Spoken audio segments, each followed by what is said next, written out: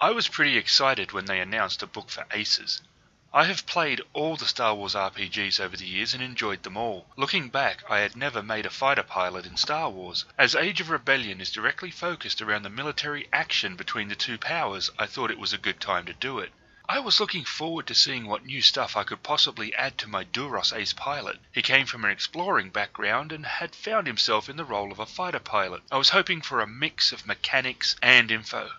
Did I get it? Well, not exactly. The thing that happened here is my expectations were different to what the book was. This in part was my own fault, but in a way I don't think it lives up to its premise. So what does that all mean? Well, I think it was a good book. It was well made, has very pretty art, hardcover, and comes in at 96 pages, with the same style and content as the others. In short, it's exactly what you'd expect from an FFG sourcebook. That, though, is the problem. If this were an Edge of the Empire book, I would have thought it excellent. It follows closely with how those are done, and that has some good elements. The expanding of classes, new races, gear, and so on is good and isn't the problem.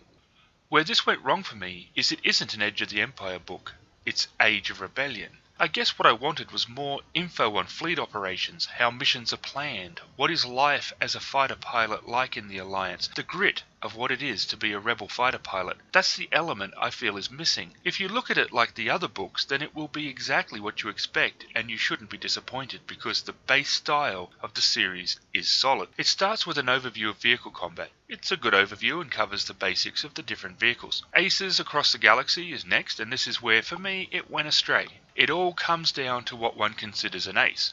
For me, I wanted the military. Age of Rebellion is the first part of Star Wars RPGs to have a centered look at the Alliance as a military power, and in this case, I feel they didn't do it.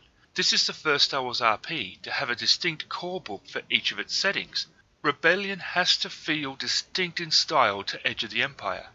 Under Ace, they include Beast Rider, Driver, Gunner, Hotshot, Pilot, and Rigger. It's a diverse group. The Ace backgrounds is well done. So far this section in all the books has been good and gives solid ideas on how your character may have become that profession. It does cover some cool ideas like Bush Pilot or a Clone Wars veteran. There is also a new Ace duties table. 3 new races, the Chadrafan, Drazilian, and Zexto.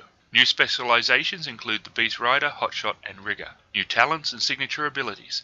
New weapons, airspeeders, fighters, and ships. There is a good amount of new ones, but as always the art is missing for a few, so you have to go searching online. Some of the interior art I would gladly trade out for more ship pictures. I also wish there had been some more fighters included, stuff from the Clone Wars as an example, but it is possible that they are planning a Clone Wars sourcebook later on.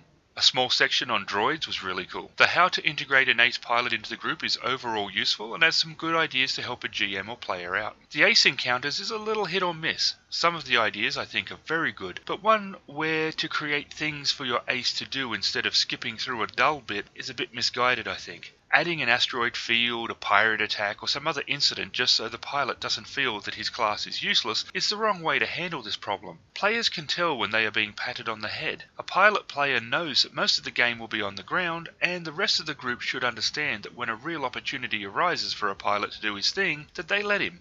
A good group will work this stuff out. A section on beast riding. It's a good section, but feels more suited to Edge of the Empire.